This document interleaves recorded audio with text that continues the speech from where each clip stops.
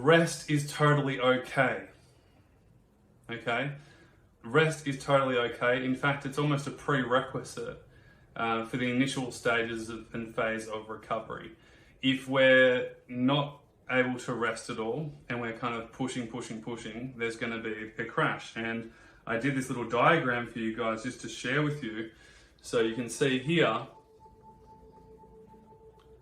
right here, if you're constantly going up and you're not resting, then you're going to be forced to rest. Then you go up again, you push, then you're forced to rest. What we want to do is avoid these ups and downs. Rest can be restorative and rejuvenate you so you can keep making steady progress. Just as you see in this line, we want to kind of like a straighter direction rather than an up and down direction, okay? And that's just a real basic example of what I'm talking about here, is that there is no perfect, but what we need to do is identify exactly what's appropriate for you.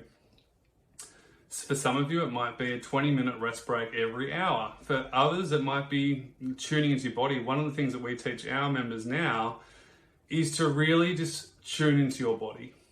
Because there'll be days where you will feel fine and you won't actually need to rest as much as you normally do. On other days, you actually might lower the activity. You'll still do something, but you'll lower it to the amount that's appropriate, and then you'll rest more. And so there's nothing wrong with resting. There's nothing wrong. If you need a nap, you need a nap. Like, you can't force yourself out of that, especially if it's something that you're genuinely feeling inside your body. The other thing that you've got to factor in is fear. Now, if fear is running through your mind and your body and you're constantly in a state of fear of what could happen, then that needs to be addressed too, because that can actually be stopping you from making progress. It's not to say it's all in your mind, it's just that it's really normal for your brain to be overprotective when you have to look after yourself, when you're not feeling so well. So it's a twofold kind of question. The most important thing is the word appropriateness. You need to do what's appropriate. Now, couple of rules here. One of my favorite doctors of all time, Dr. Lionel Lubitz, and he specialized in chronic fatigue syndrome for a long time. And he said, it's about finding the sweet spot. You can't do too much, but you can't do too little. And that's really the key here for all of you. Now, that level is going to be different for everybody. There might be a level of like, this is the scope of too little, too much, but this is the scope of too much. And as you start to get better, that widens and widens and widens. And so you're allowed to fully rest and have a few days off. And then you can push yourself because your body has adapted and can adapt to those stresses, because it's not actually a bad thing anymore, okay? The other thing that we want to make sure we're dialing in is that we're not just taking advice and information from the outside, but we're actually dissecting it for ourselves. Look at the results that you're getting.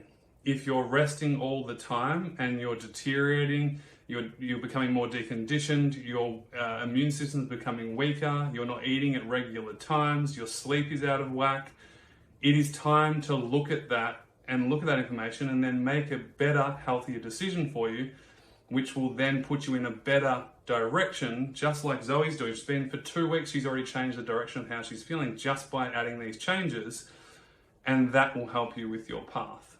The other thing you need to look at, which is probably our biggest problem, like when it comes to people with chronic fatigue syndrome, one of the things is you guys, we're not someone who likes to sit still, right? We're someone who likes to push the envelope and constantly be the best we can be, that type A personality.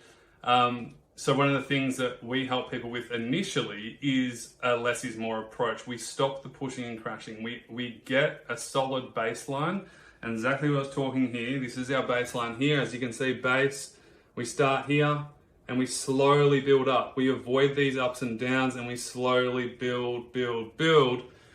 And that is how you get there versus having these ups and downs and pushing yourself all the time. So you can see that there with the baseline. You slowly go up, you might dip for a little bit, and you come back up. And as your health maintains, and as you can do stuff without feeling any worse than you currently do, that's when you'll make good, steady progress.